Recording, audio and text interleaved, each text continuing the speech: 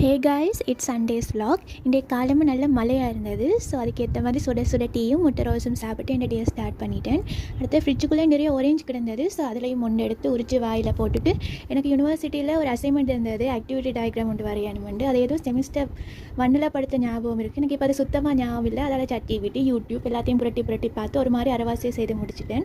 அதுக்கு பிறகு வந்து அம்மா மத்தியானத்துக்கு குத்தரிசி சோறும் மீன் பொரியலும் கரட்டும் போஞ்சியும் போட்டு ஒரு வரையும் மீன் குழம்பும் செய்திருந்தவோ அதையும் சாப்பிட்டுட்டு எங்களோட வீக்கெண்ட் ட்ரெடிஷன் மாதிரி பின்னேரம் வந்து லக்கி பாஸ்கர் தான் பார்த்து நாங்கள் படம். பின்னேரம் ஸ்நாக்குக்கு வந்து அம்மா மரவள்ளிக்கிழங்கு பொரியலும் மிளகா சட்னி மிளகா சம்பளம் தான் செய்திருந்தவோ அவ்வளோ யம்மியாக இருந்தது. அவ்வளோ யம்மியாக இருந்ததுன்னா நாங்கள் அடுத்த நாள் வச்சு சாப்பிட வேண்டிய பங்கையும் அன்னைக்கு எடுத்து சாப்பிட்டு நாங்கள் அவ்வளோ யம்மியாக இருந்தது. அதுக்கு பிறகு வந்து இன்றைக்கி பிக் பாஸ் ஃபினாலே என்றதால் பின்னேரம் 6 மணிலேருந்து எல்லாருமே டிவிக்கு முன்னாடி தான் இருந்தாங்க. அம்மா தான் பிக் பாஸ் பார்க்கணும், இரவு சமைக்கலான்னு சொன்னதால் இரவு பானும் மத்தியானம் வச்ச குழம்பும் சம்பளும் சொரியும் இருந்தது. அதை சாப்பிட்டுட்டு ஃப்ரிட்ஜில் வந்து ஒரு ரெவலோ சாக்லேட் புடிங் வந்து சும்மா எழுந்து கொண்டு இருந்தது. நீ ஏன் அங்கே இருக்கிறேன் அதையும் தூக்கி வாயில் போட்டுட்டு என் டேயை முடிச்சுட்டேன். அவ்வளோ நான் டெட்டா. Bye bye.